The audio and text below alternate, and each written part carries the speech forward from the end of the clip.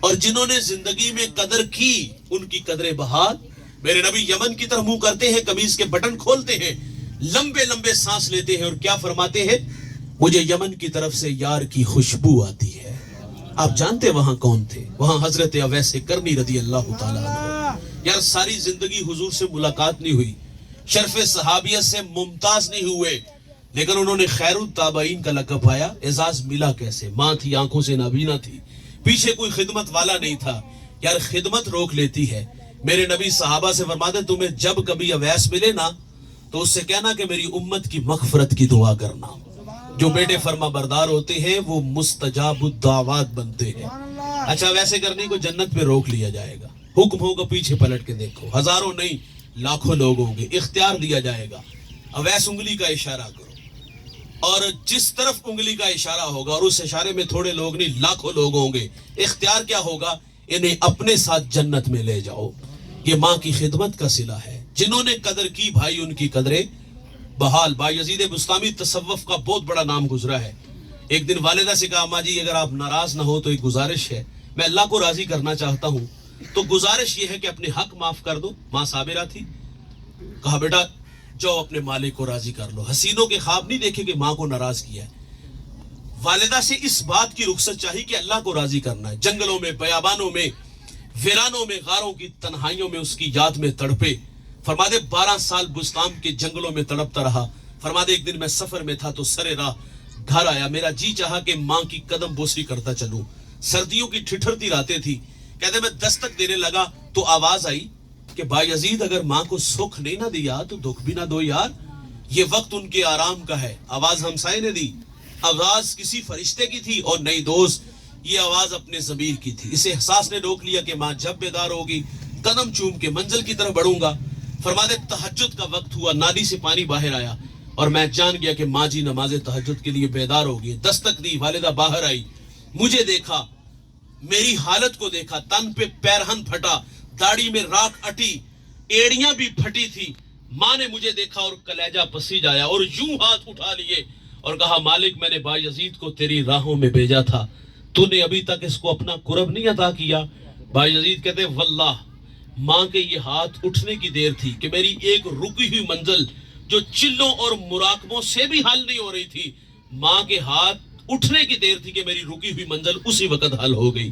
اور آپ فرماتے اللہ میں تجھے جنگلوں سے ڈھونڈ رہا ہوں, تو میری ماں کے پاس رہتا ہے. بھائی جس نے جو پایا جتنا پایا ان بوڑھوں کی خدمت سے پایا. میں نے ایک بوڑھے کو پڑھا, اس کا تعلق پچھلی امتوں سے ہے. بوڑھا زندگی موت سے لڑنے لگا, بولو براس چارپائی پہ, 4 بیٹے رکھتا تھا. اور آپ جانتے ہو اولاد اور والدین کے مابین رابطہ کتنی دیر رہتا ہے؟ اتنی دیر جتنی دیر تک ہم ان سے اپنی ضروریات پوری کرتے ہیں. جب ہم پر پرزے نکالتے نا, کمانے کے قابل ہم ہوتے ہیں, تو پھر ماں باپ سے ہمارا رابطہ تقریباً معذرت سے کہوں گا ختم ہی ہو جاتا ہے. بڑھاپائی کے امتحان ہے, اور اس سے بڑا امتحان کہ بندہ نوالا توڑ کے منہ تک نہ لا سکے, قدموں سے چل کے واش روم تک نہ جا سکے. جب اولاد کے کندھوں پہ ماں باپ کی خدمت آ جائے تو میں معذرت سے کہوں گا اکثر اولاد کو راہ فرار اختیار کرتے دیکھا ہے. یہ ماں باپ کے لیے بڑا امتحان ہے. اور جب یہ بستر علالت پہ گرتے لوگ ہمارے پاس آتے ہیں, مولوی صاحب, پیر صاحب, دعا کرو اللہ پاک جی نو پردہ دے دے اور ظالموں عاشقوں کی طرح خدمت کرو. تمہاری خاطر کہاں ان بوڑھوں نے دھکے کھائے, اور جھونک دو اپنی دولت کو یار. آج آخری وقت آیا تو بھائی جان وہ آج ہم جان چھڑا رہے ہیں کہ ظاہر اب گن آتی ہے, تو کہا مولوی صاحب دعا کرو اللہ پاک جی نو پردہ دے دے. اور یہ بوڑھے بھی آتے ہیں ہمارے پاس, اور یہ بھی آگے کہتے ہیں مولوی صاحب دعا کرو اللہ چلدا پھر دے لے جائے. حضور نے اچانک موت سے پناہ مانگی ہے, اس میں توبہ کی توفیق نہیں ملتی. یہ اچانک کیوں مرنا چاہتا ہے؟ اس نے دیکھا ہے بھائی اپنے بھائی کو تڑپتے, اس کے سامنے دردناک کہانی اپنے دوستوں کی, دیہاتوں میں چھوڑ کے خود شہروں کا رخ کیا. یہاں صدقہ خیرات کھانے پہ مجبور ہوئے, بھیک مانگنے پہ مجبور ہوئے, اور بھائی بستر علالت پہ ایڑیاں رگڑ رگڑ کے دنیا سے چلے گئے. یہ اس لیے کہتے کہ دعا کرو اللہ چلدا پھر دے, اولاد دے کندھے دینا ذمہ داری آئے. بڑھاپا بہت بڑا امتحان ہے. وہ بوڑھا جس کا تذکرہ میں نے چھیڑا ہے اس کا تعلق پچھلی امتوں سے ہے. 4 بیٹے تھے, جو سب سے چھوٹا تھا اس نے بھائیوں کو جمع کیا اور کہا کہ والد بیمار ہیں اور والد کو خدمت کی ضرورت ہے. لیکن ایک عجیب سا فیصلہ ہے, اگر والد کی خدمت میں کروں تو وراثت سے مجھے کچھ نہیں ملے گا, اور اگر آپ لوگ کرو گے تو آپ کو کچھ نہیں ملے گا. تینوں نے نظریں ملائی, دولت کے بھوکے تھے, وہ دولت لے اڑے, اور اس کی آرزو تھی کہ میں اپنے والد کی خدمت کروں. اچھا دوست, اس نے پھر اپنے والد کی خدمت کی تا دم آخر, جب تک باپ زندہ رہا. جب والد دنیا سے گیا تو بیٹے پہ راضی تھا. ہمارے دیہاتوں میں جب ہمارے بوڑھے والدین راضی ہوتے نا تو ایک جملہ کہتے ہیں, سچی بات یہ ہے مرنے تک اس کا نشہ نہیں اترتا. اور میرا کہنا ہے بھائی, مرنے سے پہلے اپنے ماں باپ سے وہ جملہ ضرور کہلوائیے گا, لیکن اپنے عمل اور رویے سے راضی ہو کے کی اندر ہے. جا پتر تینو ست ہی خیرانے. وہ اس حال میں دنیا سے گیا کہ وہ بیٹے پہ راضی تھا. میرے نبی فرماتے جس کا باپ راضی اس کا رب راضی. غربت کی لکیر پہ کھڑا, وہ تو دولت لے گئی, اس کی دولت اس کی باپ کمائی تھی. غربت کی لکیر پہ کھڑا, ایک شخص سویا, خواب میں ایک اللہ والے سے ملاقات ہوئی. کہا بیٹا فلاں شجر کے نیچے 100 درہم پڑا ہے, اٹھاؤ لے آؤ. سوال کیا اس میں برکت ہے؟ کہا برکت نہیں ہے. کثرت اور برکت میں بڑا فرق ہے. کثرت اور ہے, برکت اور ہے. دوسرے دن پھر خواب میں ملے, کہا وہاں 10 درہم پڑے ہیں. کہا برکت نہیں ہے. تیسرے دن پھر خواب میں ملے, کہا وہاں 1 درہم پڑا ہے. کہا اس میں برکت ہے؟ کہا ہاں اس میں برکت ہے. درہم اٹھایا, بازار آئے, وہاں ایک دکاندار آوازیں دے رہا تھا, 1 درہم میں 2 مچھلیاں گھر لایا, پیٹ چاک کیے, 2 قیمتی موتی نکلے. ایک موتی لے کے بازار آیا, سنار کو دکھایا. وہ زمانہ اچھا تھا, بھلا تھا, لوگ آج تو دھا لگا لیتے ہیں نا. اس نے کہا پورے بازار میں اس کی کوئی قیمت نہیں ادا کر سکتا. بادشاہ وقت تک پہنچی, اس نے جواہری بلائی. ایک موتی کی قیمت کیا طے پائی؟ 10,000, 20,000, 25,000, 30,000 درہم. نہیں دوست, ایک موتی کی قیمت 30 خچر, ان پہ جتنا سونا لاد لیا جائے. وہ سونا اٹھا کے گھر لے آئے. بادشاہ نے دوبارہ طلب کیا, کہا اور موتی رکھتے ہو؟ کہا رکھتا ہوں. بیچتے ہو؟ بیچتا ہوں. کہا ریٹ؟ کہا اب ریٹ میری مرضی کا. کہا مانگو, کیا مانگتے ہو؟ کہا ڈبل لوں گا. 60 خچر سونا لاد کے گھر لے آیا. یقیناً بادشاہ کے بعد اس شہر کا سب سے امیر ترین شخص وہ ٹھہرا. کون؟ جس نے اپنے بوڑھے باپ کی خدمت کی. یہ دولت سب کچھ نہیں, یہ ٹگے سب کچھ نہیں ہوتے دوستو. ماں باپ بہت بڑی دولت ہے, لیکن اس دولت کی ہم نے قدر دیکھی ہے بڑھاپے میں, جب وراثت تقسیم ہوتی ہے. وراثت تقسیم ہوئی تو 1 انچ پہ بھائی نے بھائی کو ذبح کر دیا. وراثت پہ جھگڑا ہوا, لیکن جب ماں باپ کی باری آتی تو تماشا دیکھنے والا ہوتا ہے. اچھا آپ کو یاد ہوگا ماضی کے دریچوں میں اور آپ جھانک کر کے دیکھیں نا تو ایک دھندلا سا نقشہ میرے اور آپ کے پاس ضرور ہوگا. ایک جھگڑا بچپن میں بھی ہوتا تھا, کاش کہ وہ بڑھاپے میں بھی ہوتا, لیکن بڑھاپے میں وراثت پہ ہوا. وہ جھگڑا جو بچپن کا تھا وہ نہ ہوا. ہمارا کہنا ہے کہ بڑھاپے میں وہ جھگڑا ضرور ہونا چاہیے تھا. وہ بچپن کا جھگڑا کیا تھا؟ ماں میری ہے, باپ میرا ہے. لیکن اب وراثت پہ تو جھگڑا ہوا, لیکن جب ماں باپ کی باری آئی تو تماشا کیا لگتا ہے؟ کوئی کہتا ہے گھر چھوٹا ہے, کچھ نالائق کہتے ہیں میرے خرچے زیادہ نے. کتنی گھٹیا بات بیٹا کہہ گیا باپ کے سامنے, ماں کے سامنے, کہ میرے خرچے زیادہ نے. 4 5 6 بھائی تھے ہم یار, اکیلا کفیل تھا.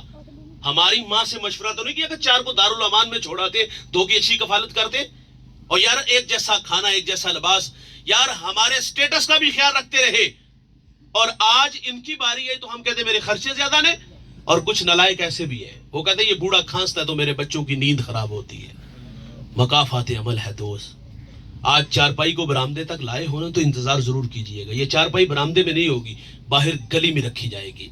ماں باپ کی قدر ماں باپ کی زندگی میں. دکھی گئے تو عرش کا رحمان ہمیں کبھی بھی معاف نہیں کرے گا. میرے نبی فرماتے ہیں کہ الا انبئکم باکبر الکبائر, صحابہ میں تمہیں بڑے بڑے گناہوں کی خبر نہ دوں؟ عرض کیا کہ ارشاد فرمائیے. فرمایا الاشراک باللہ, اللہ کے ساتھ کسی کو شریک ٹھہرانا. وعقوق الوالدین, والدین کی نافرمانی کرنا بڑا گناہ ہے بھائی. ماں باپ کی نافرمانی. باب الفت میں یہ روایت موجود ہے. میرے نبی نے فرمایا کہ جب میری امت میں 15 بری خصلتیں آ جائیں گی تو فرمایا امت انتظار کرے سرخاندیوں کا, زلزلوں کا. انہیں زمین میں دنسا دیا جائے گا اور آسمان سے بھی ژالہ باری ہوگی. اور وہ 15 بری خصلتیں کون کون سی ہے؟ فرمایا جب حکمران طبقہ سرکاری خزانے کو دونوں ہاتھوں سے لوٹنا شروع کر دے گا. جس کے پاس امانت رکھی جائے گی ذاتی مال سمجھ کے ہڑپ کر جائے گا. مالدار لوگ زکوٰۃ دینا چھوڑ دیں گے. علماء دین دنیا کے طلبگار بن جائیں گے. آدمی بیویوں کے فرما بردار ہوں گے اور ماؤں کے نافرمان ہو جائیں گے. یہ دوست کے ساتھ حسن سلوک سے پیش آئیں گے. دوست کو دیکھ کر باہیں پھیلائیں گے اور باپ کو دیکھ کر رستہ بدل لیں گے. یار آئے گا, کنڈا کھڑکائے گا, جہاں جی چاہے گا لے جائے گا. بوڑھی ماں بوڑھا باپ ترلے کریں گے, یہ پرواہ نہیں کریں گے. فرمائیے دوست کو دیکھ کر جو ہے وہ باہیں پھیلائیں گے اور باپ کو دیکھ کے رستہ بدلیں گے. شراب عام ہوں گی, اس امت کا اول آخر پہ لان تان کرے گا. تو پھر کیا ہوگا؟ سرخاندیاں. پھر کیا ہوگا؟ زلزلے. پھر کیا ہوگا؟ زمین میں دنسا دیا جائے گا. کب؟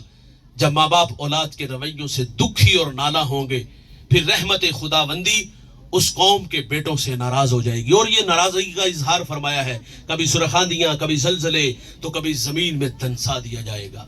ایک صحابی نے حضور سے عرض کیا, حضور قیامت کب آئے گی, کوئی نشانی ارشاد فرما دے. تو میرے نبی نے فرمایا تھا کہ جب مائیں ذلیل ہو جائیں گی. گھر گھر کی کہانی ہے بھائی. آج ماں باپ اولاد کے رویوں سے دکھی. کبھی زمانہ تھا یہ ناراض ہوتے تھے نا تو نوالا حلق سے نیچے نہیں جاتا تھا, یہ ناراض ہوتے تھے تو راتوں کی نیندیں اچاٹ ہو جاتی تھی, منا نہیں لیتے تھے, چین نہیں آتا تھا. آج ظالم ہوٹلوں سے کھانا لا کے سامنے بیٹھ کے کھاتے ہیں. آج ماں باپ ڈرتے ہیں کہ کہیں آواز اونچی ہوئی, کسی بات پہ اختلاف ہوا تو کہیں منہ پہ تھپڑ نہ مار دیں. یہ پاک پتن میں جو ہوا آپ نہیں جانتے, 1 سال قبل باپ کے منہ پہ جوتے بیٹے مار رہے, ٹھڈے مار رہے, اور یہ کہانی گھر گھر کی ہے. فرمایا جب ماں باپ ذلیل ہو جائیں گے تو قیامت آ جائے گی. میرے ایک ملنے والے ملاقات ہوئی, اترا ہوا چہرہ, خیریت پوچھی تو وہ بڑھیا پھونٹ پھونٹ کے رونے لگی. کچھ آنسو تھمے تو میں نے کہا خیریت, تو مجھے کہہ دیا آج بیٹے نے منہ پہ تھپڑ مارا ہے. میرا ہاتھ پکڑا, سر پہ رکھا, قریب تھا کہ سر پھٹ ہی جاتا. 1-2 ہفتے بعد دوبارہ ملا, میں نے آپ دیدہ پھر دیکھا. میں نے کہا ظالم نے پھر مارا. کہا اس نے کچھ نہیں کہا, تیری باتوں نے دکھی کیا. میں نے کہا میں نے آپ کو کیا کہا؟ مجھے کہہ دی تیری یہ باتیں میں نے سوشل میڈیا پہ سنی, بہت سارے لوگ سامنے بیٹھے تھے. میرا دل ڈوبنے لگا, خوف کھانے لگا کہ اتنے لوگوں میں سے کسی نے میرے بیٹے کو بد دعا نہ دی ہو. میں نے کہا ظالم تو تھپڑ مارتا ہے اور وہ تیری زندگی کی بھیک مانگتی ہے. اذان ہو رہی ہے, اذان کے بعد پھر